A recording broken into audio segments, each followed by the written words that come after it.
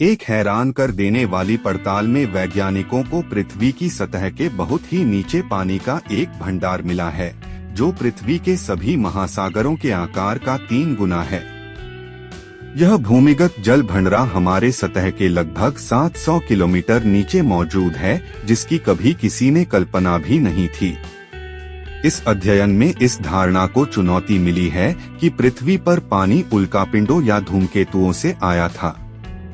अध्ययन बताता कि पृथ्वी के महासागर उसके क्रोर से ही निकले थे। यह खोज संयुक्त राज्य के 2000 भूकंप मापी नेटवर्क का उपयोग करके की गई है।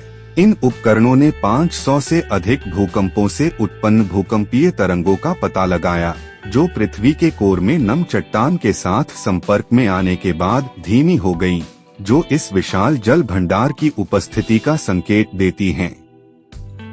शोधकर्ताओं ने एक चौंकाने वाले रहस्योद्घाटन में पृथ्वी की पपड़ी के नीचे छिपे एक और विशाल महासागर को उजागर किया है।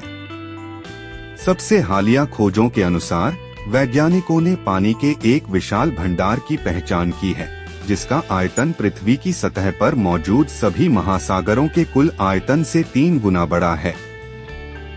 यह भूमिगत जल निकाय ग्रह की गहराई में पृथ्वी की सतह से लगभग 700 किलोमीटर नीचे स्थित है। इलिनॉइस के इवानस्टन में नॉर्थवेस्टर्न यूनिवर्सिटी के वैज्ञानिकों की एक टीम ने यह अभूतपूर्व खोज की है।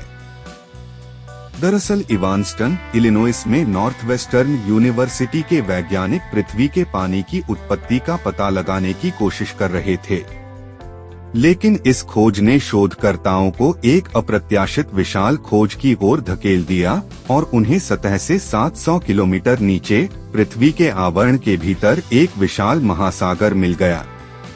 रिंगवुडाइट के नाम से जानी जाने वाली नीली चट्टान के भीतर छिपा हुआ यह महासागर हमारी समझ को चुनौती देता है कि पृथ्वी का पानी कहां से आया। इस भूमिगत समुद्र का आकार ग्रह के सभी सतही महासागरों का 3 गुना है। यह नई खोज पृथ्वी के जल चक्र के बारे में एक नया सिद्धांत भी प्रस्तावित करती है। शोध बताता है कि पृथ्वी पर पानी धूमकेतु के प्रभाव के माध्यम से नहीं पहुंचा होगा, बल्कि जैसा कि कुछ सिद्धांतों ने बताया है, पृथ्वी के महासागर धीरे धीरे इसके क्रोर से ही बाहर निकलकर अस्तित्व में आए होंगे।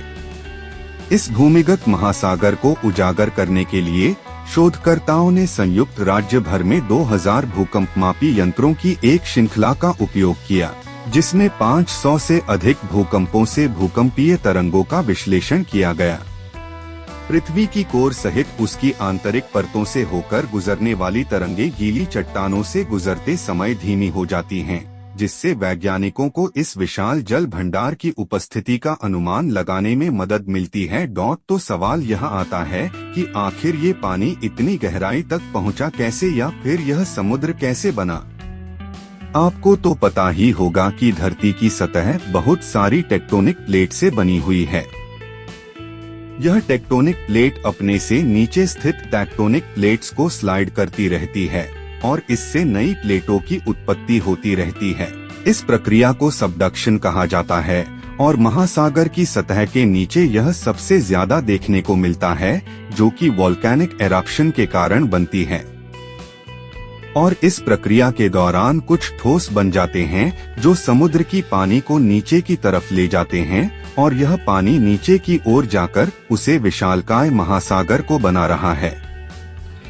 अब इससे हमें यह पता चलता है कि धरती की हाइड्रोलॉजिकल साइकिल, जिसमें बारिश से होने से लेकर इवेपोरेशन जैसी प्रक्रिया आती हैं, जो सिर्फ धरती की सतह तक सीमित नहीं है, बल्कि उसका संबंध पृथ्वी की परतों से भी है।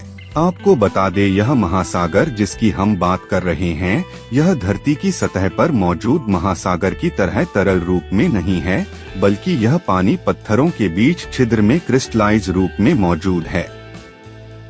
हालांकि यह पहली बार नहीं है जब धरती की अंदरूनी परत में समंदर के होने की बात सामने आई हो, बल्कि जूल्स वर्न, जो कि 19वीं शताब्दी के महान फ्रेंच नोवेलिस्ट थे, उन्होंने सबसे पहले धरती के अंदर महासागर होने की बात कही थी।